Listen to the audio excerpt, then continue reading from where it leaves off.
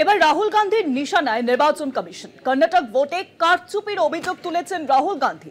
একটি বিধানসভায় 1 লক্ষেরও বেশি ভোট চুরির অভিযোগ। দলিত ওবিসিদের ভোট চুরি হচ্ছে। লোকসভার বিরোধী দলনেতা রাহুল গান্ধী তিনি আজ সাংবাদিক বৈঠক থেকে স্পষ্টত এই কথাই জানিয়েছেন।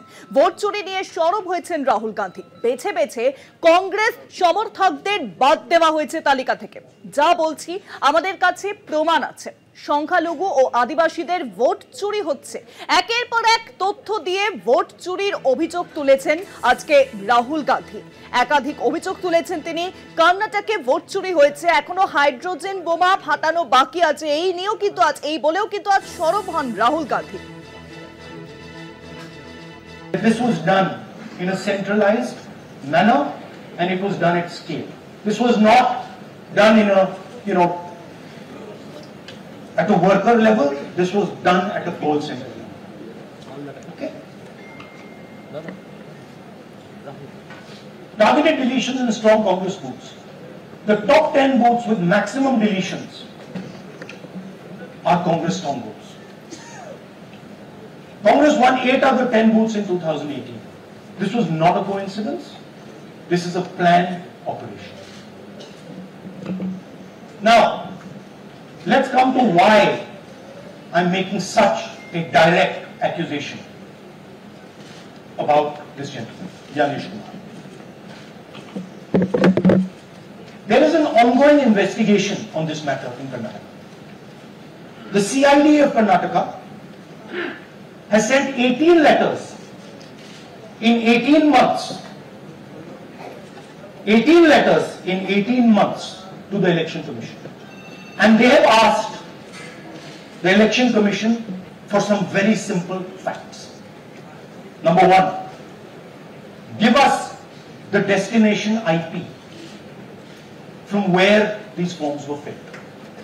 Number two, give us the device destination ports from where these applications were filed.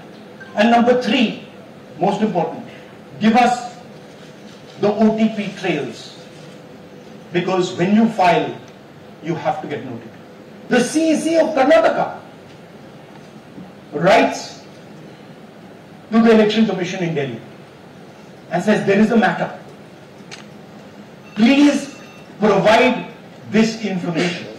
And the CEC of Karnataka multiple times asks the Election Commission. No answer. Now this is absolute solid proof that Gyanesh Kumar is protecting the people who are doing this.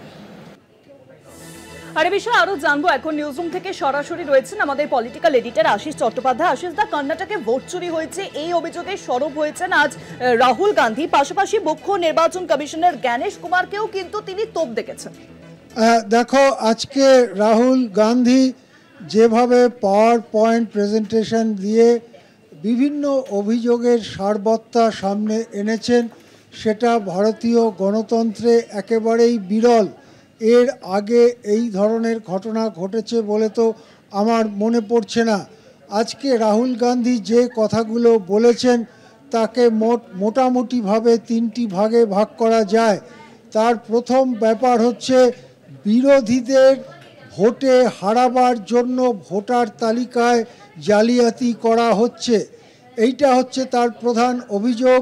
তিনি বলতে চাইছেন যে যেখানে যেখানে বিরোধীরা দীর্ঘদিন ধরে জিতে এসেছে, বিশেষ করে কংগ্রেসের যেখানে যেখানে ঘাঁটি, সেই সব জায়গাতে সবথেকে বেশি পরিমাণে ভোটার তালিকায় গড়মিল করা হয়েছে।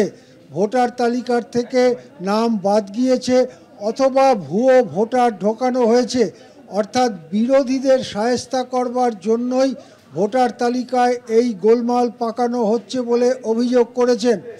দ্বিতীয় যে প্রধান অভিযোগ রাহুল গান্ধী করেছেন তা হচ্ছে যে রাজ্যে ভোটার তালিকায় গোলমাল করা হচ্ছে সেই রাজ্যের বাইরে থেকে কোনো কল সেন্টারকে ব্যবহার করে ও রাজ্যের বাইরের কারো মোবাইল নাম্বার ব্যবহার করে কোনো যান্ত্রিক এবং কম্পিউটারের পদ্ধতিতে ইন্টারনেট ব্যবহার করে এই ধরনের আপত্তি জানিয়ে ভোট বাদ দেওয়া হচ্ছে।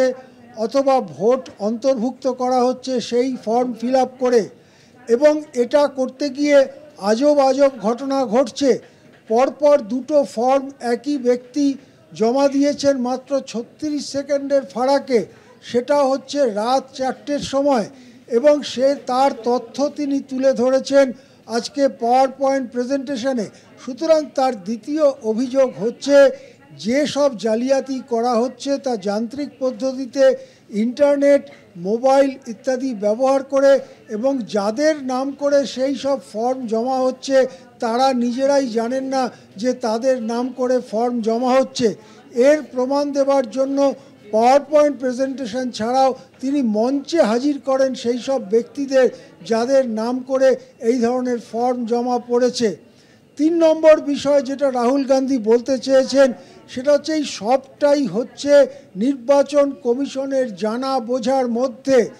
বিশেষ করে মুখ্য নির্বাচনী কমিশনার জ্ঞানেশ কুমারের নাম তিনি উল্লেখ করেছেন। তিনি বলেছেন যে তার জানা বোঝার মধ্যেই এই সমস্ত জালিয়াতি হচ্ছে বা তিনি এই সব জালিয়াতি হতে দিচ্ছেন। এর প্রমাণ হিসেবে তিনি বলেছেন 2023 সালের প্রথম দিকে কর্ণাটকে এ বিষয়ে একটি মামলা হওয়ার পরে কর্ণাটক সরকার সে রাজ্যের সিআইডিকে বিষয়টি তদন্ত করবার ভার দেয়। তারপর থেকে সিআইডি বিভিন্ন তথ্য চেয়ে 18 বার চিঠি দিয়েছে নির্বাচন কমিশনকে, কিন্তু একটি চিঠিরও উত্তর নির্বাচন কমিশন দেননি। সুতরাং নির্বাচন কমিশন যে তথ্য চেপে যেতে চাইছে, যে তথ্য প্রকাশ হয়ে পড়লে নির্বাচন কমিশনও দায়ী হয়ে পড়বে এই জালিয়াতি কাণ্ডে, সেটাই রাহুল গান্ধীর মূল অভিযোগ। সুতরাং রাহুল গান্ধীর এই 3টি অভিযোগকে ঘিরে বা 3 ধরনের অভিযোগকে ঘিরে ব্যাপক শোরগোল শুরু হয়েছে। রাহুল গান্ধীর বক্তৃতা শেষ হওয়ার অব্যবহিত পরেই কয়েক মিনিটের মধ্যে নির্বাচন কমিশন বিবৃতি দিয়ে বলে এই সমস্ত অভিযোগ ভুয়ো, মিথ্যা। তারপরে বিজেপির নেতারাও নেমে পড়ে রাহুল গান্ধীর বিরুদ্ধে গোলাগুলি ছুটতে। সুতরাং এক কথায় বলা যেতে পারে রাহুল গান্ধীর এই অভিযোগ ভারতীয় গণতন্ত্রের পক্ষে একটা অত্যন্ত বিরল ধরনের ঘটনা, এবং তার ফলে সারা দেশে শোরগোল পড়েছে। আশিস দা, আপনি আমাদের সঙ্গে থাকুন।